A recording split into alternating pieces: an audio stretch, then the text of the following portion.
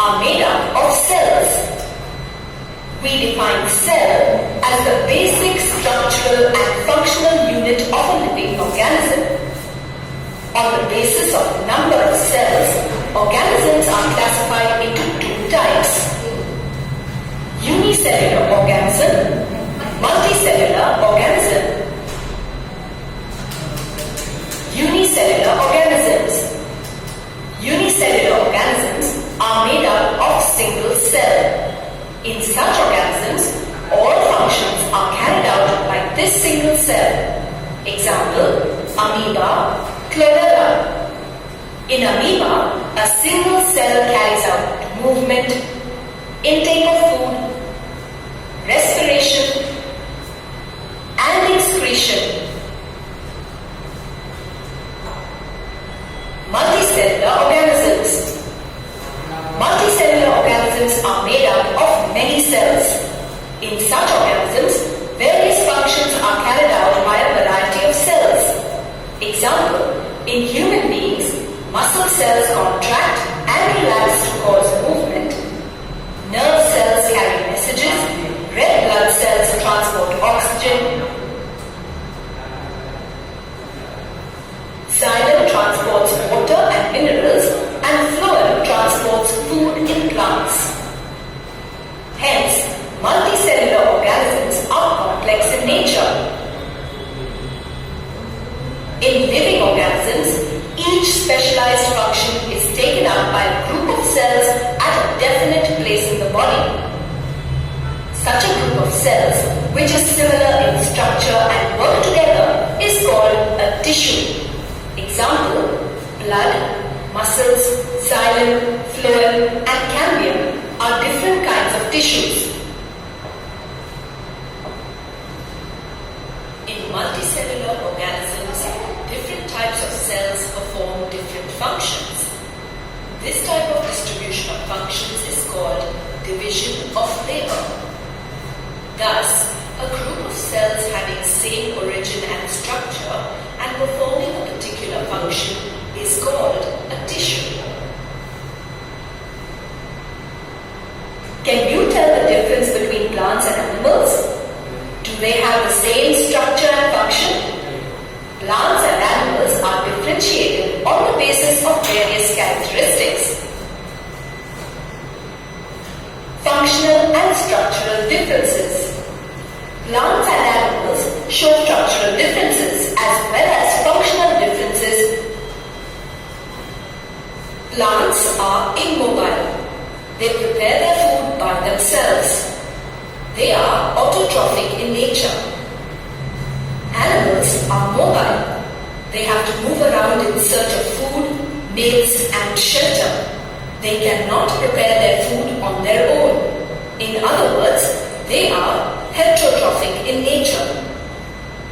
Growth of plants is indefinite. It is restricted to tips of stem and roots. Some young tissues in plants divide throughout their life. These tissues are localized in certain regions. Based on the dividing capacity, plant tissues are classified as A. Growing or meristematic tissue, and B. Permanent tissue. The cell wall in plants is made up of cellulose. The growth in animals is limited. Cell growth in animals is more uniform. There is no demarcation of dividing and non-dividing regions in animals. There is no cell wall. The structural organization of organs and organ systems is more localized and specialized in complex animals than in complex plants. Due to this difference, the animals and plants get modified accordingly and adapt themselves to survive in the environment. This modification includes feeding methods of plants and animals. Plants are adapted for a sedentary existence and animals are adapted to active locomotion. This adaptation contributes to the changes in the organ system design of an organism.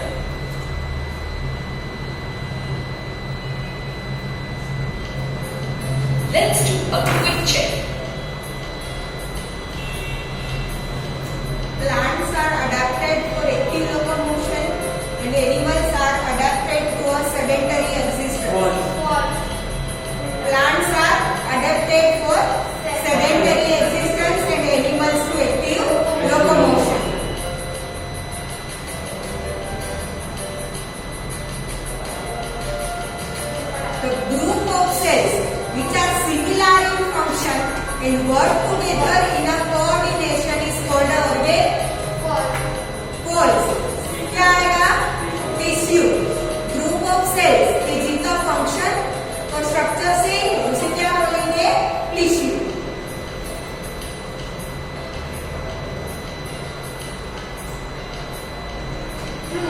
Growth of plants is indefinite. True. Indefinite होता है ना, ठीक है? सिर्फ stems और roots बढ़ते हैं, बाकी कुछ भी बढ़ता नहीं है. जबकि एनिमल्स में क्या होगा? बॉडी के सारे पार्ट्स का ग्रोथ सेम होगा, ठीक है?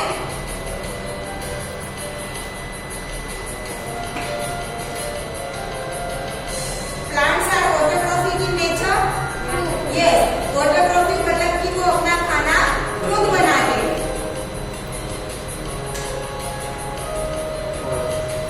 There is a presence of cell wall in animal cells. ये तो हमने 5th चैप्टर में पढ़ा ना, ठीक है? सेल वॉल किसमें होती है? ओनली प्लांट सेल्स में.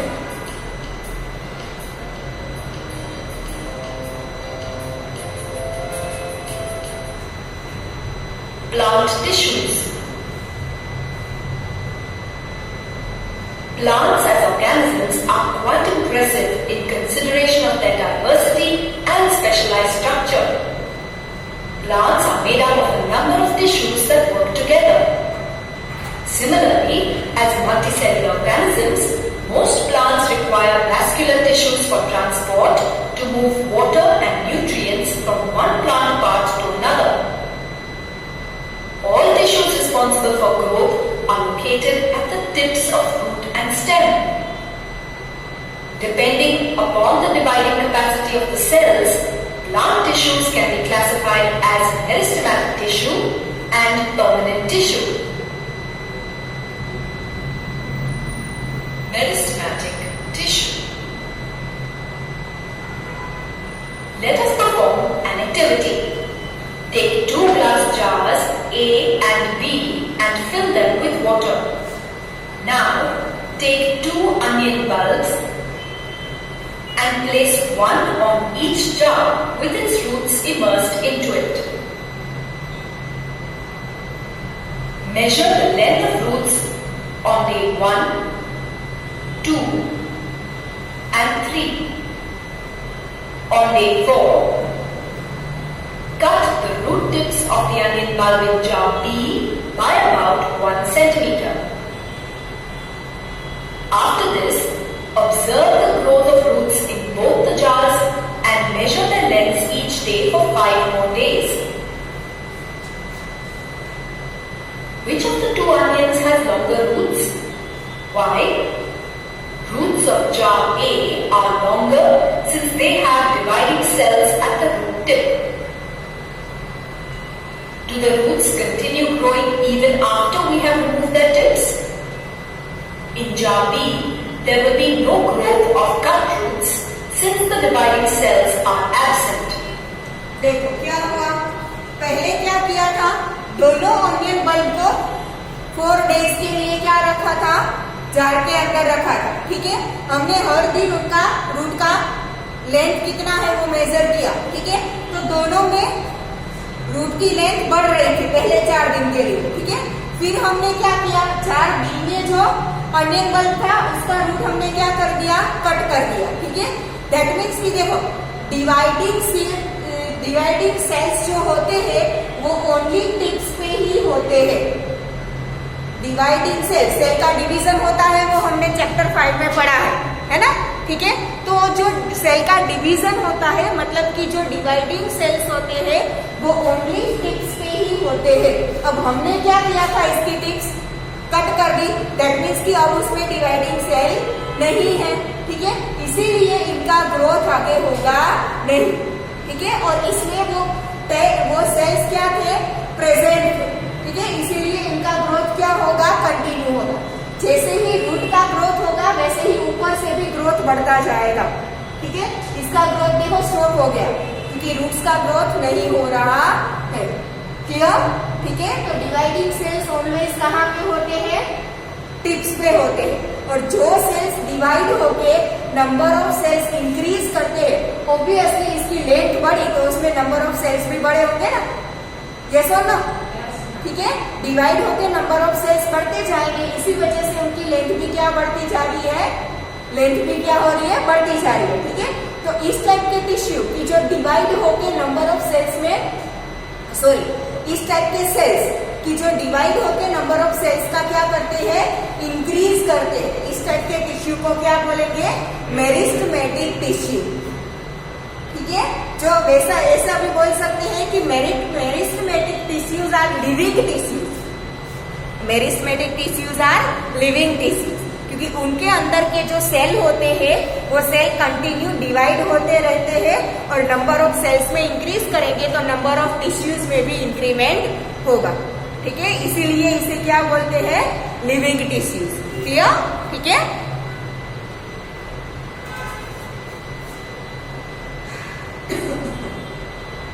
Meristematic tissue performs the function of forming new cells in the plant. The cells of this tissue divide constantly.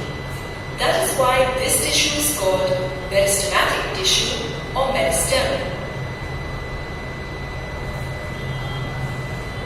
Meristematic tissues are a group of cells which is exclusively responsible for cell division, thereby producing new cells. These cells are thin-walled, made up of cellulose.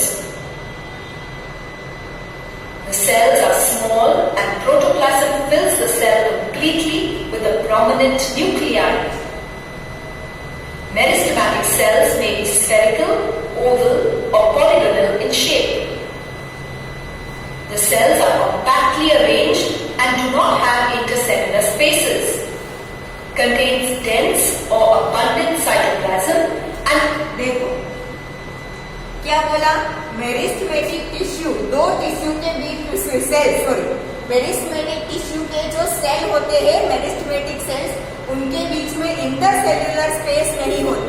ठीक है, मतलब कि एक cell की जो cell wall थी वो दूसरे सेल की सेल वॉल के साथ जुड़ी हुई होगी। ठीक है, दोनों के बीच में कोई भी खाली स्पेस यहाँ पे आपको कहीं पे भी दिख रही है नहीं। ठीक है, तो उनके बीच में कोई भी इंटरसेल्युलर स्पेस नहीं होती। फिर कंटेन्स डेंस और abundant cytoplasm. What is cytoplasm? Cell के अंदर में जो लिक्विड होता है उसे हम साइटोप्लाज्म बोलते हैं। ठीक है, और न्यूक्लियस के अंदर जो लिक्विड होता है उसे प्रोटोप्लाज्म। ठीक है, तो डेंस और अबंडेंट साइटोप्लाज्म, सेल है वो पूरा साइटोप्लाज्म से भरा होगा और उस साइटोप्लाज्म के अंदर अलग अलग सेल ऑर्गेनेल्स होंगे। डेंस होगा वो साइटोप्लाज्म और पूरा भरा होगा, कहीं पे भी सेल खाली मतलब वैक्यूल बहुत ज्यादा नहीं होगा। ठीक है, फिर सिंगल लार्ज प्रोमिनेंट न्यूक्लियस, हर एक सेल के अंदर सिंगल न्यूक्लियस होगा। लार्ज एंड प्रोमिनेंट मतलब कि ऐसा न्यूक्लियस होगा जिसके ऊपर हम न्यूक्लियस मेम्ब्रेन देख सकते हैं। ठीक है, और न्यूक्लियस के अंदर कौन सा लिक्विड होगा, protoplasm. And a single large prominent nucleus. Vacuoles are small or absent. ठीक है, इसीलिए तो बोला था कि अबंडेंट साइटोप्लाज्म। ठीक है, मतलब कि पूरा सेल साइटोप्लाज्म से भरा होगा। अगर वैक्यूल होगा तो भी वो बहुत स्मॉल होगा या तो बिल्कुल नहीं होगा। ठीक है, All the cells of this tissue are very active. They are found in certain specific regions of the plants that grow.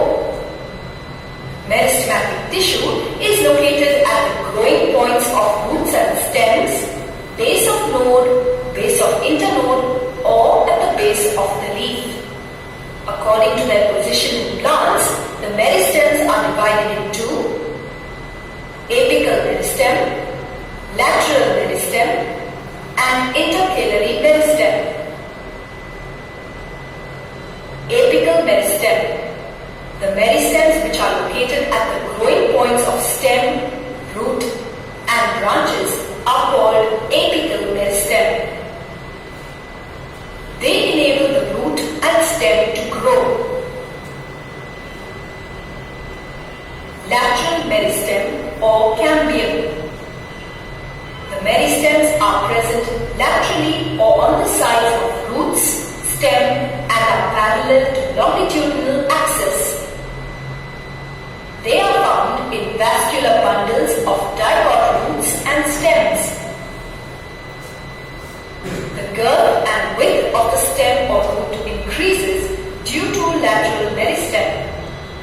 आपने देखा होगा कि जब प्लांट छोटा है तब उसके स्टेम्स कितने पतले होते हैं, जैसे ही वो बढ़ता जाता है और ट्री में कन्वर्ट हो जाता है, बड़ा होकर उसका स्टेम कितना मोटा हो जाता है। वो ग्रोथ किसकी वजह से होता है? लेटरल मेरिस्टम और कैम्बियम की वजह से। क्लियर? और जो उसकी हाइट बढ़ती है, ठीक है, रूट्स अंदर, जैसे ही प्लांट बड़ा होता जाएगा वैसे रूट्स बढ़ते जाएंगे ना, ठीक है। यहाँ से स्टेम की हाइट बढ़ती जाएगी, फिर यहाँ पे ये जो स्टेम है वो बढ़ते जाएंगे, ठीक है। वो किसकी वजह से होगा? इसके आगे कौन सा देखा? एपिकल मेरिस्टेम की वजह से, ठीक है।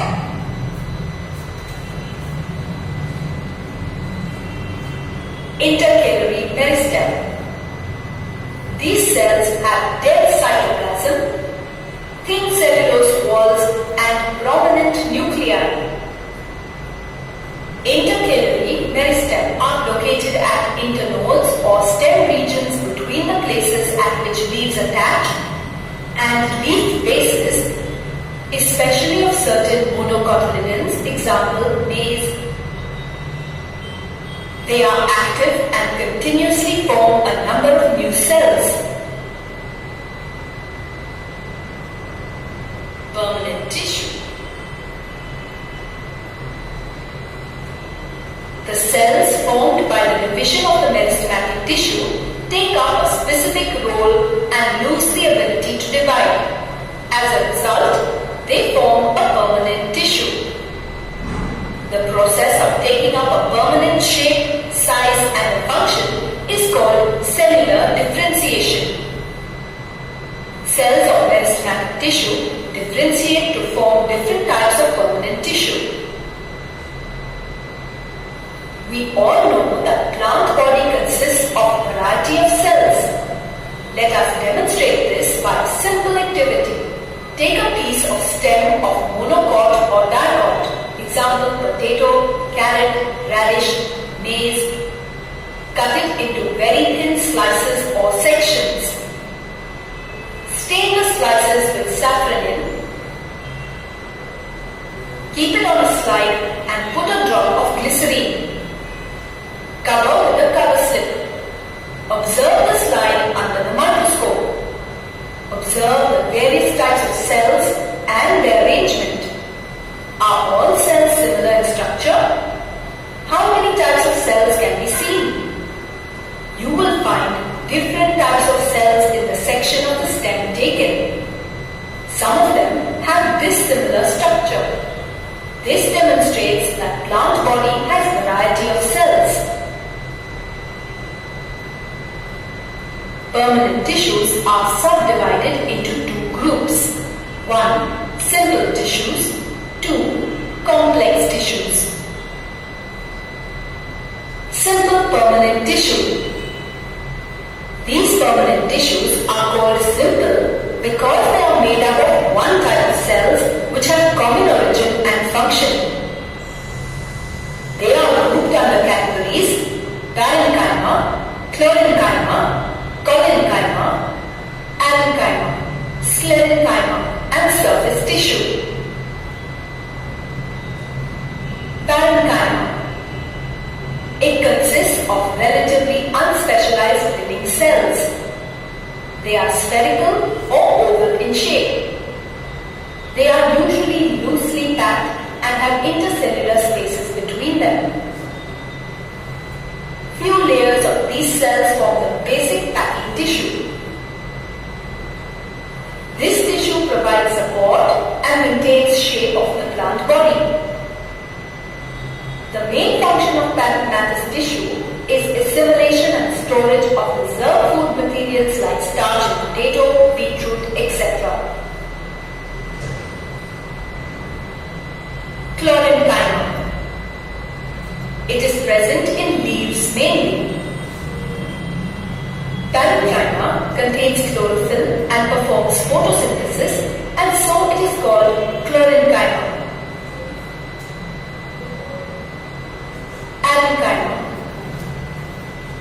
present in aquatic plants such as hydrophytes.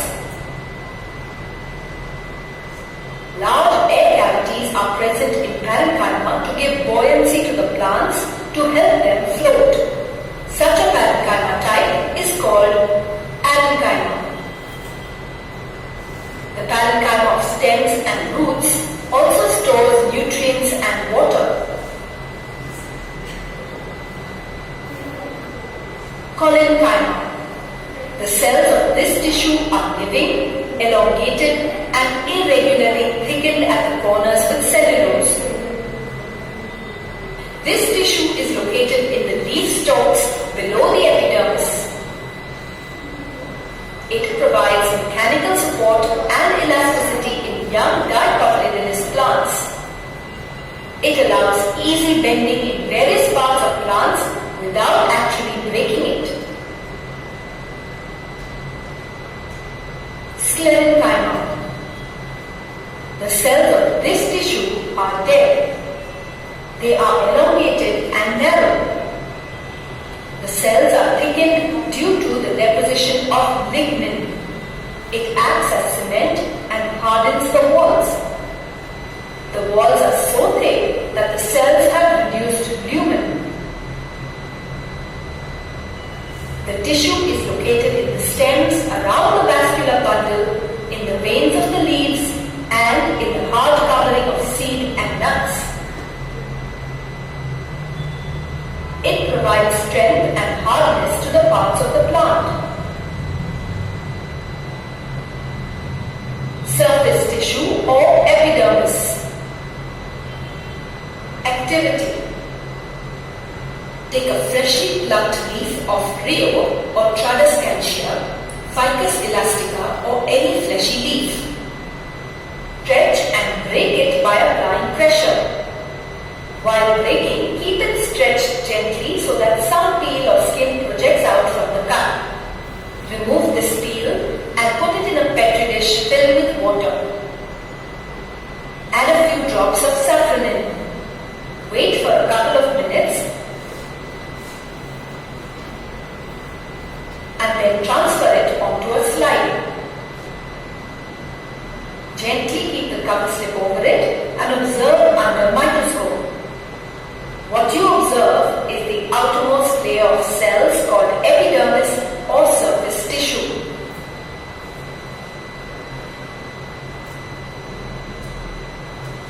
Most epidermal cells are relatively flat. There are small pores scattered in the epidermis of the leaf. Stomata are enclosed by two kidney-shaped cells called guard cells. They control the opening and closing of the stomata. Epidermis is composed of a single layer of living cells, although there are exceptions. Often their outer and side walls are thicker than the inner wall. The cells form a continuous sheet without intercellular spaces. The epidermis is the outermost cellular layer which covers the whole plant structure. That is, it covers roots, stems, leaves, flowers and fruit. The entire surface of the plant consists of a single layer of cell called epidermis or surface tissue. The epidermal cells protect the underlying cells. It helps in protection against mechanical injury and invasion of parasitic fungi. The waxy cuticle prevents the loss of moisture from leaves and stems, example cactus. The stomata of leaves and stems allow gaseous exchange to take place, which is necessary for photosynthesis and respiration. Water vapor may be given off through the stomata during transpiration. Cork. As woody plants grow older, protective surface tissue, that is epidermis, undergoes certain changes. This forms the several layer thick